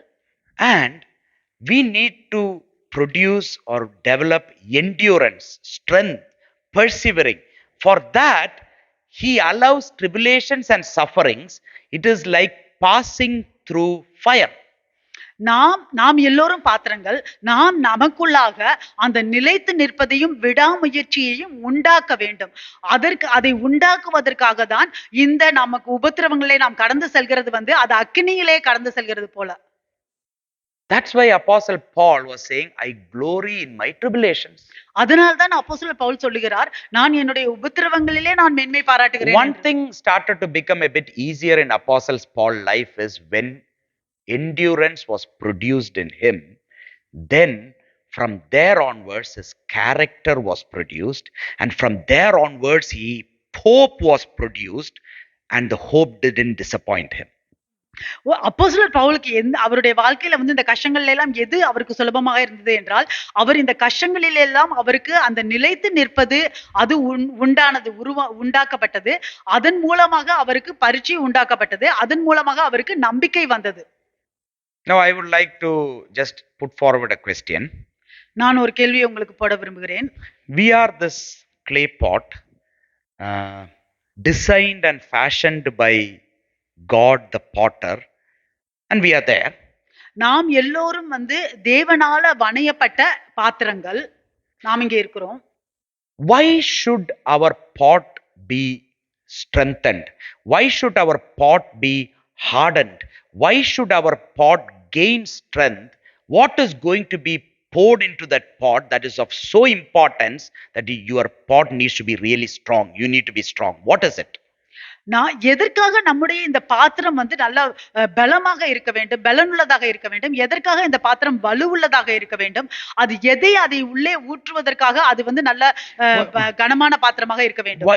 Why the Lord wants to strengthen us or make us enduring, make us persevering? Why? What is going to be put into us? எதற்காக தேவன் நம்மை பலப்படுத்த விரும்புகிறார்? எதற்காக தேவன் நமக்குள்ள அந்த நிலைத்து நிற்பதை உருவாக்க விரும்புகிறார்? எதற்காக நமக்குள்ள அந்த நீடிய பொறுமையை உருவாக்க விரும்புகிறார்? என்ன போட போகிறார்? There is a reason why he is doing that. அதற்கு ஒரு காரணம் இருக்கிறது. ஏன் அதை செய்கிறார் என்று ஒரு காரணம் உண்டு. You and me might think that, oh, now I need to deal with my own lots of problems, so I need perseverance and endurance. But for that, worldly endurance and perseverance is enough. You don't need to be like, come and read the Bible and all, A worldly person as well will try to develop endurance and perseverance and try to deal with world's problem. நீங்களும் நானும் நினைக்கலாம், ஓ நான் வந்து என்னுடைய சொந்த பிரச்சனைகளை எல்லாம் தீர்வு காண்பதற்காக எனக்கு இந்த பொறுமையும் இந்த விடாமுயற்சியும் வேண்டும் என்று. ஆனால் இந்த உலகத்து காரியங்களை நம்ம தீர்வு காண்பதற்கு உலகத்துல உள்ள காரியங்களே போதும். அதற்காக தேவனிடத்துல வந்து நம்ம அந்த விடாமுயற்சியும் நீடிய பொறுமையும் கேட்க Do you தேவையில்லை. not think there are how many enduring and persevering person out in the world who are dealing with many problems in life, persevering and enduring, but according to the world and with the strength that the world provides? Is it not? உங்களுக்கு தெரியுமா எத்தனை பேர் வந்து இந்த உலகத்துல வந்து அந்த உலக காரியங்கள்ல அவங்க வந்து அந்த நீடிய பொறுமையோடு அவங்க விடாமுயற்சியோடு இருந்து பல காரியங்களை அவங்க வந்து சாதிச்சிருக்கிறாங்க, தீர்வு கண்டிருக்கிறாங்க என்று. I want you to read this verse 3 and 4 again. 3, 4 and 5 again in Romans chapter 5. இந்த ரோமர் 5வது அதிகாரத்துல 3, 4, 5 நான் படிக்க விரும்புகிறேன். And not only that, we also glory in tribulations, knowing that tribulation produces perseverance, verse 4, and perseverance character, and character hope, 3 and 4. அது மாத்திரமல்ல, உபத்திரம் பொறுமையையும், பொறுமை பரீட்சையையும், பரீட்சை நம்பிக்கையையும் உண்டாக்குகிறதென்று நாங்கள் அறிந்து. In verse 5 he now says, 5வது வசனத்துல அவர் சொல்றார், now hope does not disappoint, because the love of God has been poured out into our hearts by the Holy Spirit who was given to us. மேலும் நமக்கு அருளப்பட்ட பரிசுத்த ஆவியினாலே தேவ அன்பு நம்முடைய இருதயங்களிலே ஊற்றப்பட்டிருக்கிறபடியால் அந்த நம்பிக்கை நம்மை வெட்கப்படுத்தாது. You know, when perseverance is produced in us because of sufferings, because of we embracing the suffering, glorying in suffering, நமக்குள்ள உபத்திரவங்களை நாம் மேன்மை பாராட்டுகிறதுனால நமக்குள்ள அந்த பொறுமை உண்டாகிறது. and the character perseverance produces character, அந்த பொறுமை பரீட்சையை உண்டாக்குகிறது. and character produces hope, அந்த பரீட்சை நம்பிக்கையை உண்டாக்குகிறது. and now we are all hope filled vessels இப்பொழுது நாம் எல்லோரும் நம்பிக்கை நிறைந்த பாத்திரங்கள், who can now contain the love of God which is poured into us. நமக்குள்ளாக ஊற்றப்பட்ட தேவ அன்பு நமக்குள்ளாக ஊற்றப்பட்டதை நாம் எடுத்துக்கொள்ள முடியும். You know, we are the strong vessel, we are this enduring vessel, because we are vessels who are going to contain and hold the love of God till the end. Amen. நாம் நமக்கு இந்த நிலைத்து நிற்கிற இந்த பாத்திரம், நீடிய பொறுமையுள்ள இந்த பாத்திரம் முடிவு பரியந்தமும் நமக்கு ஊற்றப்பட்ட இந்த தேவ அன்பை கொண்டிருக்கிறவர்களாக இருக்கிறோம். Because unless the love of God is being filled in us, we cannot be hopeful Christians. அந்த தேவ அன்பு நமக்குள்ள நிரப்பப்படவில்லை என்றால் நாம் நம்பிக்கையுள்ள கிறிஸ்தவர்களாக இருக்க முடியாது. How many people I have seen in life? எத்தனை பேரை நான் வாழ்க்கையில் more than me you would have seen, நீங்கள் நிறைய பார்த்திருப்பீங்க, of people coming to a situation that they go against and think that God doesn't love. அவர்கள் நினைக்கிறார்கள், அவர்கள் வந்து ஒரு முடிவுக்கு வருகிறார்கள், தேவன் அன்பில்லாதவர், அன்பு God doesn't love them anymore. They are without hope, they are without anything, because they are not now able to hold the love of God in them. They are not able to contain the love of God in them, because they are not enduring and persevering. அவர்கள் நினைக்கிறார்கள், அவர்கள் தேவன் அவர்களை அன்பு செலுத்தவில்லை, நேசிக்கவில்லை என்று. ஏனெனில் அவர்களால் தேவ அன்பை அவர்களுக்குள்ளாக எடுத்துக்கொள்ள முடியவில்லை. ஏனெனில் அவர்கள் உபத்திரவங்களிலே மேன்மை பாராட்டாமல் இருக்கிறார்கள். But here Apostle Paul is saying, I glory in my suffering, because suffering produces perseverance. ஆனால் இங்கே அப்போஸ்தலர் பவுல் சொல்கிறார், நான் உபத்திரவங்களை மேன்மை பாராட்டுகிறேன், ஏனெனில் உபத்திரவங்கள் பொறுமையை உண்டாக்குகிறது. Perseverance produces character. பொறுமை பரீட்சையை உண்டாக்குகிறது. Character produces hope. பரீட்சை நம்பிக்கையை உண்டாக்குகிறது. And hope does not disappoint. அந்த நம்பிக்கை நம்மை வெட்கப்படுத்தாது. Hope does not disappoint. அந்த நம்பிக்கை நம்மை வெட்கப்படுத்தாது. Because the love of God has been poured into your hearts through the Holy Spirit. ஏனெனில் நமக்கு அருளப்பட்ட பரிசுத்த ஆவியினாலே தேவ அன்பு நம்மளுடைய இருதயங்களிலே ஊற்றப்பட்டிருக்கிறபடியால். When you are enduring and persevering, you are making yourself a vessel to hold the love of God in you, so that any situation cannot take you or separate you from the love of God.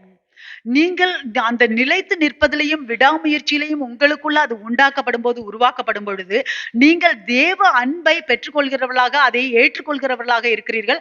அப்பொழுது எந்த ஒரு உபத்திரவமும் உங்களை அசைக்க முடியாது. நீங்கள் நம்பிக்கையோடு In இருப்பீர்கள்.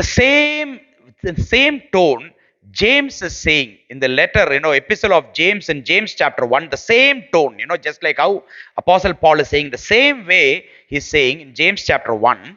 அப்போஸ்தலர் பவுல் எப்படி சொன்னாரோ அதே மாதிரியாக யாக்கோபிலையும் அவரும் யாக்கோபும் சொல்லுகிறார் 1வது அதிகாரத்துல In verse 2 onwards, 2, 3 and 4. 2, 3, 4. In verse 2 he's saying, my brethren, count it all joy when you fall into various trials. என் சகோதரரே, நீங்கள் பலவிதமான சோதனைகளில் அகப்படும் போது உங்கள் விசுவாச Count it all joy when you fall into various trials, knowing that the testing of your faith produces patience. உங்கள் விசுவாசத்தின் பரீட்சையானது பொறுமையை உண்டாக்குகிறது. Same tone. He's saying, is Apostle Paul is saying that, oh, count it all joy when you fall into various trials. Oh, can you say like that? Oh, I count it all joy. Oh, trials. I'm passing all these trials. I'm taking it all as joy. Naturally, do you think like that? Did naturally Apostle Paul think like that? இங்கே அப்போஸ்தலர் பவுல் இப்படியாக சொல்கிறாரா? நீங்கள் பலவித சோதனைகளில் அகப்படும் பொழுது அதை மிகுந்த சந்தோஷமாக எண்ணுங்கள் என்று இயல்பாக அப்படியாக சொல்கிறாரா? But he's saying, what is the reason that you need to count it joy when you fall into various trials? ஆனால் அவர் அந்த நீங்கள் பலவிதமான சோதனைகளில் அகப்படும் பொழுது அதை மிகுந்த சந்தோஷமாக ஏற்றுக்கொள்ளுங்கள் என்பதற்கு காரணம் என்ன சொல்லுகிறார் என்றால், Verse 3 is saying, knowing that the testing of your faith produces patience. நீங்கள் தெரிந்து கொள்ளுங்கள் உங்கள் விசுவாசத்தின் பரீட்சையானது பொறுமையை உண்டாக்கும் என்று. அதே footnoteல நீங்க எடுத்து பாத்தீங்கன்னா, in every English Bible you can see, in NIV I think it comes as perseverance. In verse 3 it says endurance or perseverance. Patience, endurance or perseverance. இன்னொரு இங்கிலீஷ்ல இன்னொரு வெர்ஷன்ல சொல்லப்படுகிறது, அது பொறுமை, நிலைத்து நிற்பது, விடாமுயற்சி. Knowing that the testing of your faith produces patience, count it all joy when you fall into various trials. உங்கள் விசுவாசத்தின் பரீட்சையானது பொறுமையை உண்டாக்கும் என்று அறிந்து அதை மிகுந்த சந்தோஷமாக எண்ணுங்கள் நீங்கள் பலவிதமான சோதனைகளில் அகப்படும் பொழுது. Because what is going to come out of that joy, come out of that suffering is what I need. That is what I need. ஏனெனில் அந்த உபத்திரவங்களிலிருந்து என்ன எனக்கு வருகிறதோ அதுதான் எனக்கு தேவை. What is going to be produced in me out of that suffering and trial is my gold, is my treasure, is something that is going to be for me till the end. அந்த உபத்திரவங்களிலிருந்தும் அந்த கஷ்டங்களிலிருந்தும் எனக்குள்ள என்ன உருவாக்கப்படுகிறதோ அதுதான் என்னுடைய பொக்கிஷமாக இருக்கிறது, என்னுடைய சொத்தாக இருக்கிறது. In verse 4 is saying, but let patience have its perfect work, that you may be perfect and complete, lacking nothing. நீங்கள் ஒன்றிலும் குறைவுள்ளவர்களாயிராமல் பூரணராயும் நிறைவுள்ளவர்களாயும் இருக்கும்படி பொறுமையானது பூரண கிரியை செய்ய கடவது. Let the endurance that is produced in you start working in you. உங்களுக்குள்ளாக உருவாக்கப்படுகிற அந்த பொறுமையானது உங்களுக்குள்ள கிரியை செய்ய கடவது. Let the endurance or the patience in you finish its work in you. உங்களுக்குள்ள இருக்கிற அந்த நிலைத்து நிற்கிற அந்த பொறுமையானது உங்களுக்குள்ள அந்த கிரியையை முடிக்க கடவுது. So that you may be perfect and complete, lacking nothing. அப்பொழுது நீங்கள் ஒன்றிலும் குறைவுள்ளவர்களாய் இராமல் பூரணராயும் நிறைவுள்ளவர்களாயும் இருப்பீர்கள். Amen. Amen. Amen. Amen. Are you with me till this point? இந்த நேரம் வரைக்கும் don't worry, next 2 weeks also this is going to come, but I am just starting with this, அடுத்த வாரமும் இதுதான், நான் இதை குறித்து இன்றைக்கு ஆரம்பிக்கிறேன். See, this is the process, this is the journey. இதுதான் பயணம், நாம் செல்கிற பயணம். See, it is not what you got or how I got, what you didn't get is going to determine your life in front of the Lord. It is the process or the journey that you are enduring and persevering, that you are passing through, is going to be seen by the Lord. Not, oh, I got this, I got that, not that, நீங்கள் எனக்கு இது கிடைச்சிச்சு, இது கிடைக்கல, இது எல்லாம் நீங்க தேவன் உங்களை இதையெல்லாம் வைத்து தேவன் உங்களை தீர்மானிக்க போறதில்லை. ஆனால் நீங்கள் உங்களுடைய உபத்திரவங்கள்ல நீங்கள் நிலைத்து நிற்கிறதையும் விடாமுயற்சியோடு இருக்கிறதையும் பொறுமையோடு இருக்கிறதும் தான் அது உருவாக்குகிறது. உபத்திரவங்களை உங்கள் உருவாக்குகிறதை தான் தேவன் பார்க்கிறார். The one who endures till the end will be saved. முடிவு பரியந்தமும் நிலைத்து நிற்கிறவன் ரட்சிக்கப்படுவான். How did you endure? How did you persevere in your journey? That is what the Lord looks into. நீங்கள் உங்களுடைய பயணத்தில் எப்படி நிலைத்து நிற்கிறீர்கள், உங்களுடைய பயணத்தில் எப்படி விடாமுயற்சியுடன் இருக்கிறீர்கள், அதைதான் தேவன் பார்க்கிறார். In the journey that has been assigned to you, how did you endure? How did you persevere? That is what the Lord looks into.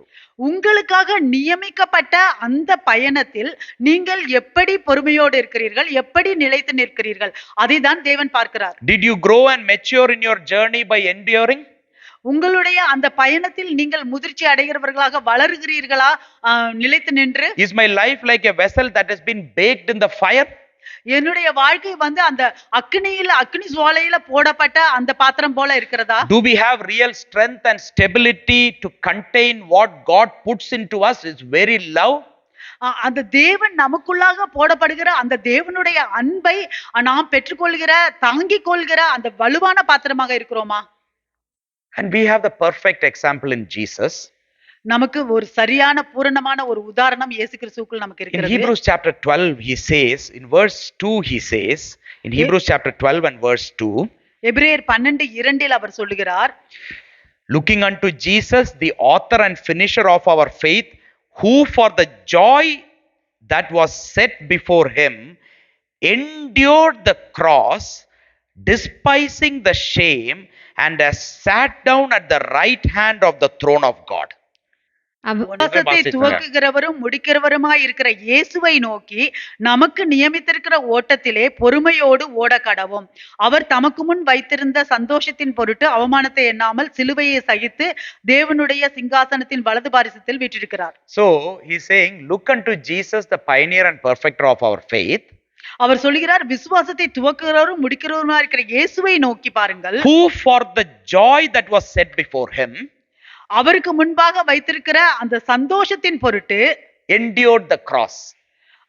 அந்த அவமானத்தை எண்ணாமல் சிலுவையை சகித்துக் கொண்டார். Just like how Apostle Paul started now joy in his suffering. He started saying that glory in tribulation because of what he was going to receive. He was now going to be molded. He was going to be produced endurance and perseverance in him. He was ready to pass through. He's saying, because of the joy that was set in front of Jesus, Jesus endured the cross. The cross was his suffering. இங்க அது எப்படி அப்போஸ்தலர் பவுல் அவர் உபத்திரவங்களிலே மேன்மை பாராட்டினார். ஏனென்றால் அந்த உபத்திரவங்களிலிருந்து அவருக்கு உருவாக்கப்படுகிற அந்த நிலைத்து நிற்பதும் அந்த நீடிய பொறுமையும் அவருக்கு கிடைக்கிறதன் மூலமாக அவர் மிகுந்த சந்தோஷத்தில் இருக்கிறார் என்று இன்றைக்கு இயேசு கிறிஸ்துவும் அது தமக்கு முன் வைத்திருக்கிற அந்த சந்தோஷத்தின் பொருட்டே அவர் அவமானத்தை எண்ணாமல் சிலுவையை சகித்துக் கொண்டார் என்று சொல்லப்படுகிறது. Now you can go home. I'll just give one or two, but you can go home and think, how did Jesus endure the cross? நீங்கள் வீட்டுக்கு போய் நீங்கள் பார்க்கலாம் எப்படி இயேசு கிறிஸ்து அந்த சிலுவையை சகித்துக் கொண்டார். How did Jesus endure the cross?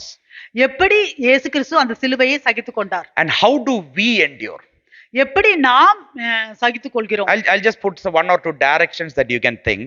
Jesus endured by being with his disciples, not in isolation. இயேசு கிறிஸ்து அவர் சீஷர்களோடு கூட இருந்து அவர் அந்த சிலுவையை சகித்துக் கொண்டார். Not in isolation. தனிமையில் இருந்தால்ல. You know, when we have suffering to endure, we want to go in isolation and endure our suffering. நாம எப்படின்னா நம்ம ஒரு கஷ்டத்துல நாம அதுல நிலைத்து நிற்பதற்கு போகும்பொழுது நாம தனியா போயிருந்து அந்த கஷ்டத்துல நிலைத்து நிற்க வேண்டும் என்று நினைப்போம். But Jesus wanted to be with his disciples while he was enduring the cross. ஆனால் இயேசு கிறிஸ்து அவர் சிலுவையை சகித்துக் கொள்ளும் பொழுது அவருடைய சீஷர்களோடு கூட இருந்து அதை சகித்துக் கொண்டார். He knew that he was going to be betrayed, he was going to be crucified on the cross. அவருக்கு தெரியும் அவரை காட்டிக் கொடுக்க போறார்கள், அவர் சிலுவையில் அறைய போகிறார்கள் என்று. He instituted the last supper and then he called all his disciples. He took them towards the garden of Gethsemane, and when they went, every disciples were there, but into the garden only two of them came. அவர் அந்த ராப்போஜனத்தை அவர்களுக்கு அவர் நிரூபித்தார். அதற்கு பிறகு எல்லா சீஷர்களையும் கூப்பிட்டார். அந்த Gethsemane தோட்டத்துக்கு போனார். With his disciples, ஆடியும் பாடியும், they were singing and praising, and they were going there to the garden of Gethsemane where he was going to be betrayed. அவர் அங்க காட்டி கொடுக்க போற அந்த கெத்செமனே தோட்டத்துக்கு அவருடைய சீஷர்களோடு கூட அவர் ஆடிக்கொண்டு பாடிக்கொண்டு துதித்து கொண்டு அவர் போனார். How do we endure? எப்படி நாம் சகித்துக் கொள்கிறோம்? He my enemy, he not right, he not right, that not right, this not right. I go and endure the cross in isolation. Actually, Jesus wanted to be with his disciples. The disciples only ran away from Jesus.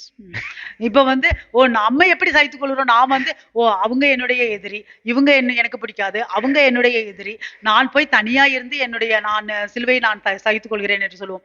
இயேசு ஆனால் உண்மையிலேயே அவர் சீஷர்களோடு கூட இருந்துதான் அவர் அதை எல்லாத்தையும் அவர் செய்ய வேண்டும் என்று விரும்பினார். சீஷர்கள் தான் அவரை விட்டு ஓடினார்கள். Jesus endured the cross by praying and forgiving the ones who crucified, mocked and brought suffering upon him. இயேசு கிறிஸ்து அவரை சிலுவையில் அறைந்தவர்களை அவர் மன்னித்து, அவரை கேலி பண்ணினவர்களை அவர் மன்னித்து அதை அவர் சகித்துக் கொண்டார். That's how Jesus endured the cross. அப்படிதான் இயேசு கிறிஸ்து சிலுவையை சகித்துக் கொண்டார். He prayed, he forgave everyone while he was enduring the cross, you know. அவர் சிலுவையை சகித்துக் கொள்ளும் பொழுது அவர் ஜெபித்தார், அவர் எல்லோரையும் மன்னித்தார். Jesus didn't want to make enemies while enduring, but stuck to his purpose to seek and save the lost. இயேசு கிறிஸ்து அவர் சிலுவையை சகித்துக் கொள்ளும் பொழுது அவர் அவருக்கு எதிரிகள் இருக்க வேண்டும் என்று அவர் விரும்பவில்லை. ஆனால் எல்லாவற்றையும் அவர் பொறுத்து கொண்டார். How do we endure? நாம் எப்படி சகித்துக் கொள்கிறோம்? When suffering comes, our enemies increases. நமக்கு ஒரு கஷ்டம் வரும்பொழுது நம்மளுடைய எதிரிகள் பெருகுகிறார்கள். Everyone enemies. எல்லாருமே எதிரிகள் ஆயிடுறாங்க. பேசாதவன் enemy, போன் பண்ணாதவன் enemy, பார்க்காதவன் enemy, கை கொடுக்காதவன் enemy, எல்லாருமே enemy. So that we can now suffer in isolation. You know. Whoever didn't talk to me, he is an enemy. Whoever didn't call me, he is an enemy. Whoever didn't shake hand with me, he is an enemy. So இப்ப நான் தனியா இருந்து தனியா நான் கஷ்டத்துல போயிட்டு எனக்கு கஷ்டம் வரும்போது நீங்க தும்முனாலும் நீங்க enemy. When I'm suffering, you just sneeze also, you are my enemy. Because you will be my enemy. நீங்க என்னோட எதிரியா இருப்பீங்க. But Jesus was not that. He endured the cross. ஆனால் இயேசு அப்படி இல்ல, அவர் சிலுவையை சகித்துக் கொண்டார். Only thing that he saw was the joy that was set before him with his father. ஒரே காரியம் அவர் பார்த்தது, அவருக்கு முன்பாக வைத்திருந்த அந்த சந்தோஷத்தின் பொருட்டு, அவர் பிதாவிற்கு முன்பாக வைத்திருந்த சந்தோஷத்தை தான் despising the shame. அந்த விசுவாசத்தை despising the shame அந்த இதுல அவமானத்தை எண்ணாமல் and has sat down at the right hand of the throne of God. அவருடைய பிதா சிங்காசனத்தின் வலது பாரிசத்தில் வீற்றிருந்தார். Amen. Amen. That is enduring. அதுதான் நிலைத்து நிற்பது. What did I say was the definition for enduring? நான் என்ன விளக்கம் கொடுத்தேன் நிலைத்து நிற்பதற்கு? Suffering patiently, பொறுமையோடு கஷ்டத்தை அனுபவிப்பது. Looking or focusing on something, focusing on my Lord Jesus. நான் ஒரு இயேசு கிறிஸ்துவை நோக்கி என்னுடைய கவனம் இருப்பது. Looking forward for something to happen. ஏதோ ஒன்று நடக்க வேண்டும் என்று அதை நோக்கி எதிர்பார்ப்போடு காத்திருப்பது. This all happened in Jesus. அது எல்லாம் இயேசு கிறிஸ்துவுக்கு நடந்தது. He was now suffering the cross.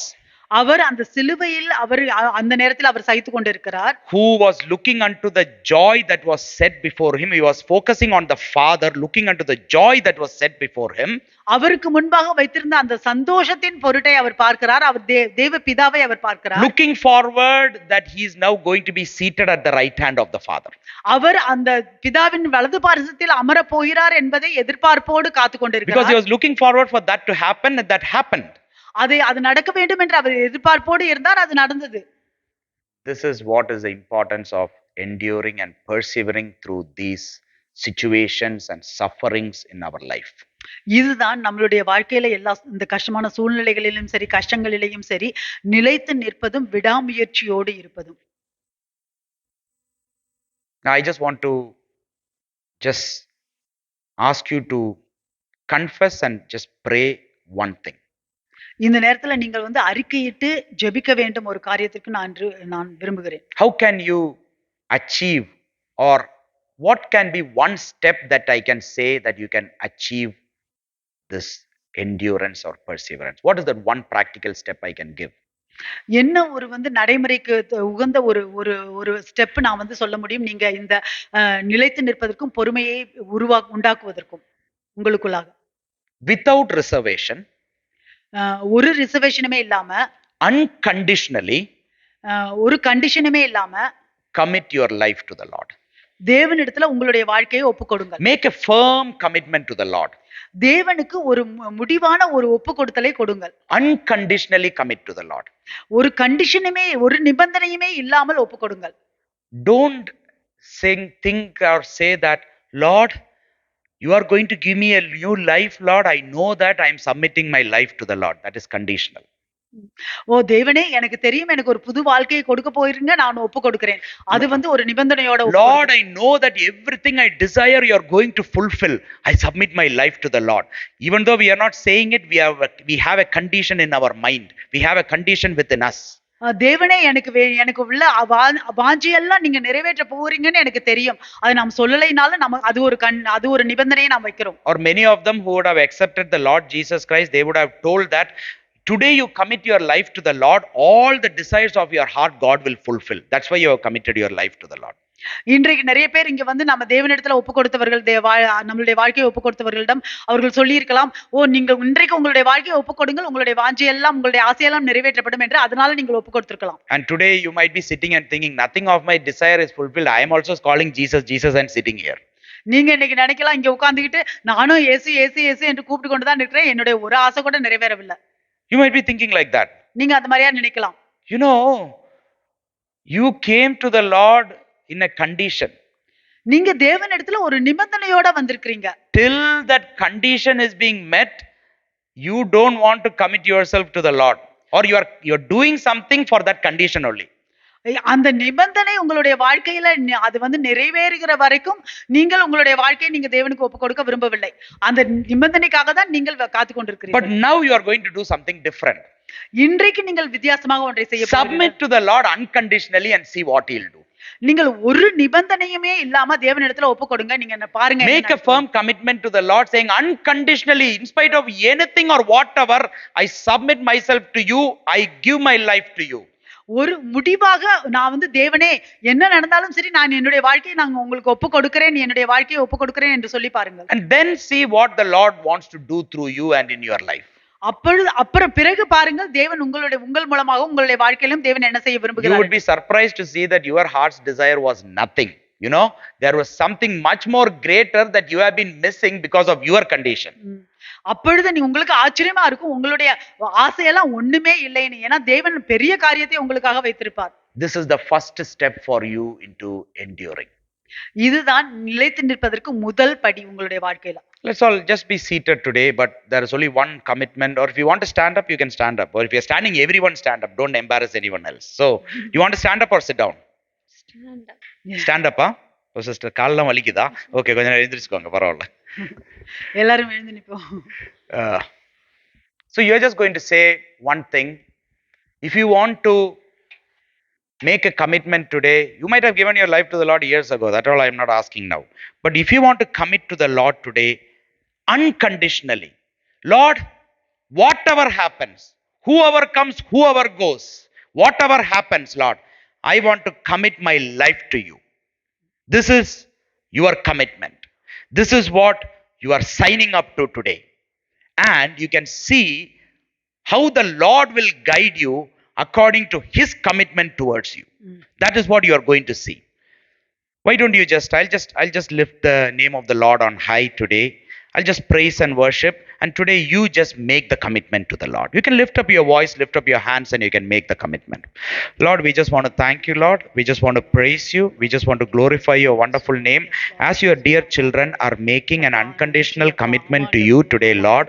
Lord, you are the Lord who makes a way, oh Father. You have great plans, Lord. Your word says that even before the foundation of the world had been laid, oh Father, you already had a plan for them, oh Father. Even before time began, oh Father, you have a plan for them. You have called your dear children. We know, Lord, that your plan is not going to be any lesser than the plan that I have, Lord. But in fact, I can confess today and say with assurance that you have the greatest plan, that more than what we can ask or imagine, Lord. So we are ready to lay aside our plan for your plan in our life. We are going to make a commitment. So today, each one of you, if you want to make a commitment to the Lord, you just make it. The time is there, you make it. You say that I'm going to go home and do it. You don't know what else is going to enter your mind. So if you want to make a commitment to the Lord now, you just do it now, because you don't know what is the time tomorrow, what you are going to face tomorrow. So today you just say, Lord, I commit to you, Lord, unconditionally, Lord. I don't think about job, I don't think about studies, I don't think about family, I don't think about any other conditions, Lord. Everything is there according to what you have given me, and you will guide. I just want to give the complete keys to you today, Lord, so that, Lord, in spite of anything, nothing attached to me, I just want to commit to you today, Lord. Is that what you want to make? You just make this commitment to the Lord. I pray for all the children here, Lord, for making a commitment, Lord. You are a Lord, you are not a debtor to anyone, Lord. You have great plans for their life, oh Father. Holy Spirit, Spirit of the living God, come and fill your children, empower your children, enable your children, release them, Lord, to the plan that you have called them to, oh Father. Lord, our plans not anything half, Lord, but your complete plan today, Lord. Use your children, bless them, bless their family, Lord. This is what I ask, Lord, in the mighty name of Jesus. Amen. Amen. Praise the Lord.